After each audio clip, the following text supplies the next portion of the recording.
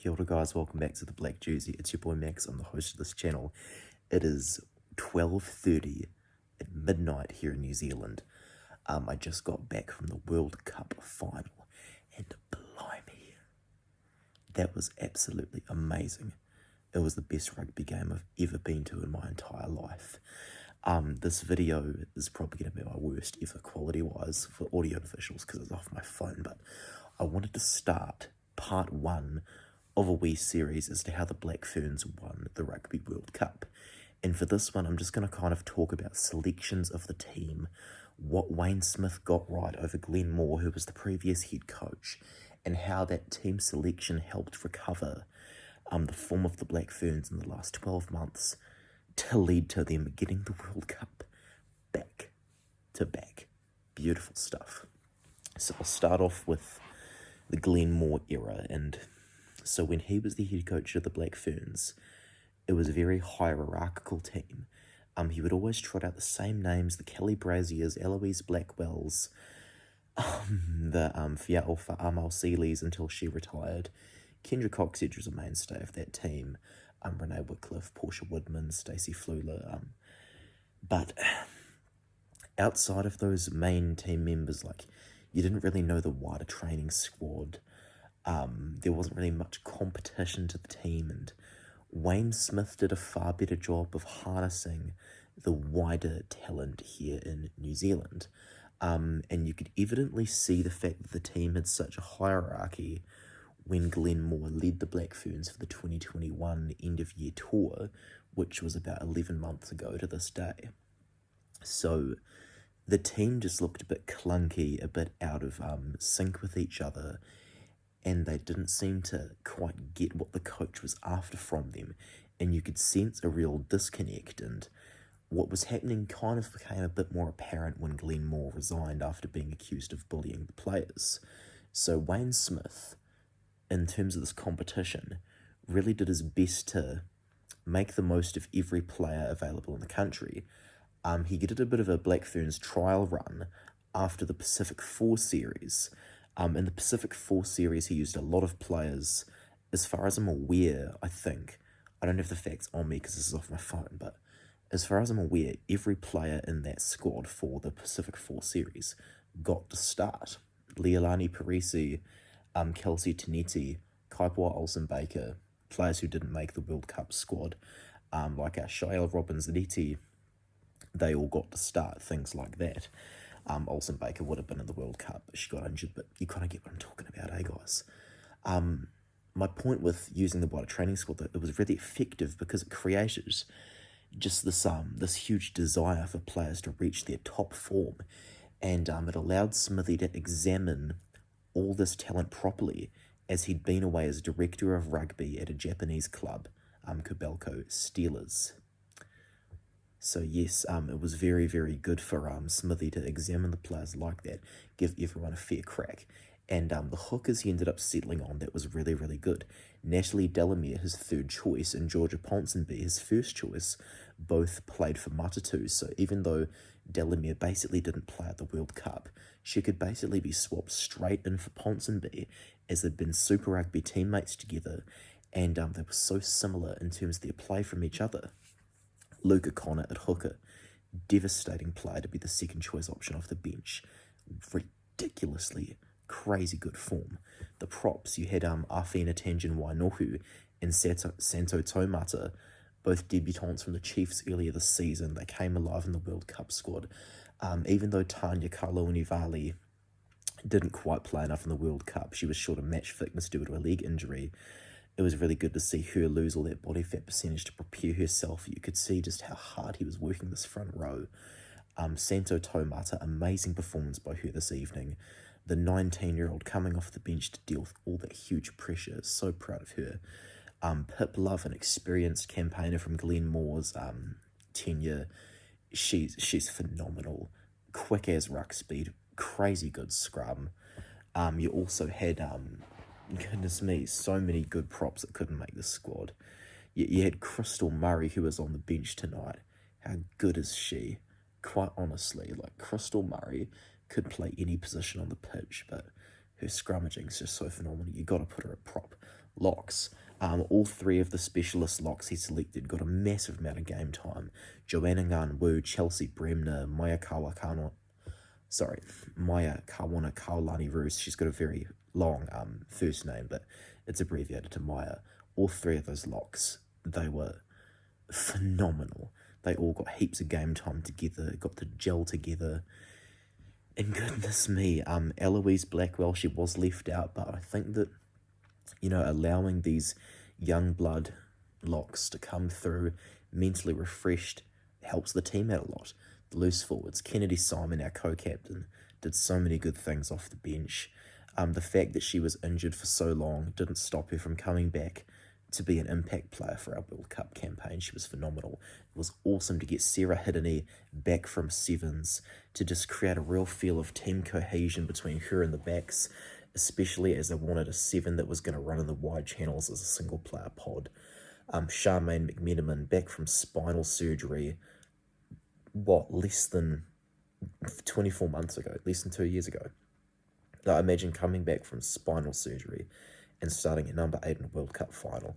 Liana Mikaeli too, she's so promising, and when Kaipoa Olsen-Baker, who missed selection, does come back from injury, it's going to be a massive challenge to see if they can get both of those two on the pitch. If Hiddeney is to retire, she's 29, maybe they're going to have to settle for Mikaeli 2 or Olsen-Baker at 6 with Simon at 7 or something. Speaking of sixes, Alana Bremner, how absolutely brilliant was she? If she's not nominated for World Player of the Year, there's going to be an absolute joke. Her line-out operating is awesome. Her tackling's awesome. Hard carrier as well. Always good to have an extra body to clean the ruck as well, eh? There's no harm in having the extra numbers up to clean those rucks. A phenomenal forward pack who all worked so well together. The selections were spot on for the forwards. Halfback, the key decision makers. Kendra Coxedge, it was a like-for-like player replacement for her, Arahiana Manino Tohinu, and there is a third choice. Both of them are incredibly experienced players in their 30s with very similar box kick techniques, whereas Coxedge has just retired this evening as the most capped Black Fern with all time with 68 tests. Arahiana Marino Tohinu was able to practice a lot of the offload moves that Coxedge did, and the fact that they were such similar players was awesome stuff, because you could trust Marino Tohinu, put her in the starting lineup if Coxedge was to go down. Ariana Baylor, the future of the 9 jersey in New Zealand, she's been absolutely amazing as well. I hope I'm not going to sneeze in this video. Goodness me, I can't chop this out because this is a monologue to my phone for this video, guys. Iwahe Demont and Hazel Tubic, they were the only single 2 players given a crack at first 5. And, Smithy, he had to pretty much pick combinations that were pre-established, but for other sides. I've talked about the 7s a lot. I've talked about Matatu a fair bit. Coxedge was a teammate of Delamere and Ponsonby at Matatu, so that was really good for building the team's spine. But over at 10, you had the skip, Iwahe Demont, being a brilliant co-captain, and Hazel Tubic, such an experienced player, made her debut all the way back in 2010. She was phenomenal as a goal kicker for the Chiefs this season. She's a real stalwart for counties, so why not have a really experienced player in there as a backup for your captain? Being able to cover fullback, well, that definitely helped Tubic as well. Midfielder, it was a real shame to see Chelsea Semple get similar treatment to Les Elder and Eloise Blackwell. Semple was quite short of game time because of injury this season, so Smithy thought, let's get more 7s girls in. But yeah, crazy to think that the captain from last year, Les Elder, wasn't in there, and it was other loose forwards getting the responsibility instead. Crazy stuff. Anyway, back to the midfielders. Without Grace Brooker, Chelsea Semple, it's okay. You had 18-year-old Sylvia Brunt with so much power, but also brilliant distribution. Awesome stuff as well. Clearly a woman of character. She temporarily allowed a fan to wear her medal for a photo this evening right in front of me. It was so awesome. It was a class act. And her teamwork is phenomenal, and no wonder when she's that kind of person, allowing a fan to wear her medal for 30 seconds or so. Amy Duplessis, probably the best debutante of this year who made the World Cup squad.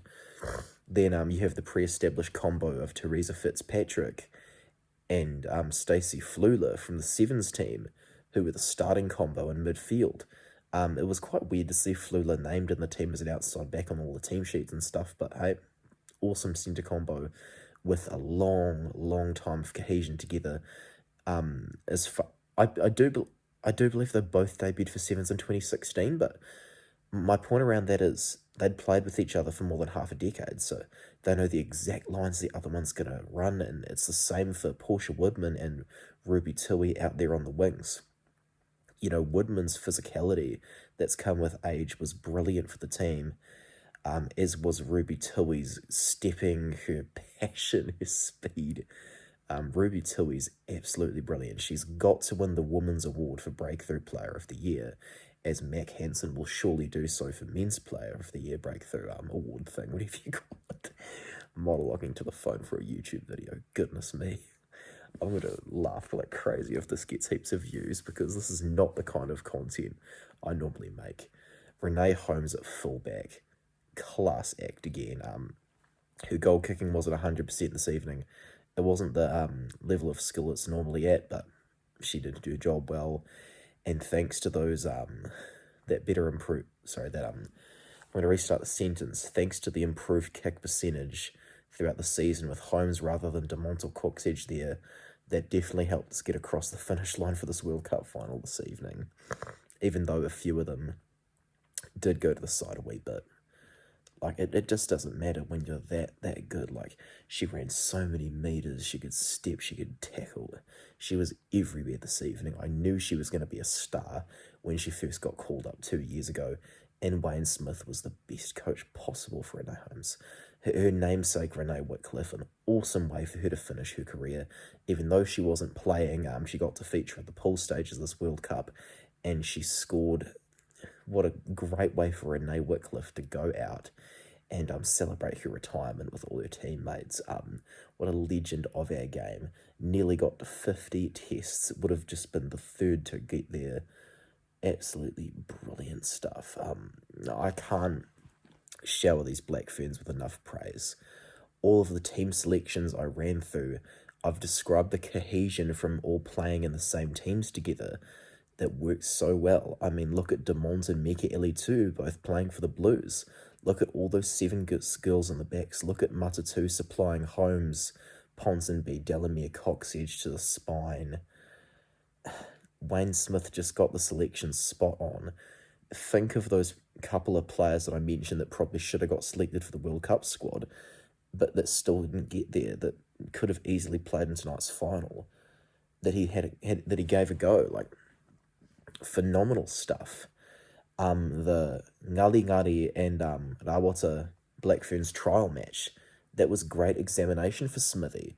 It was a very one-sided result, and that trial played a huge part in the selections. I can't state it enough. Everything was spot on, everything was perfect, and the deserved result came along.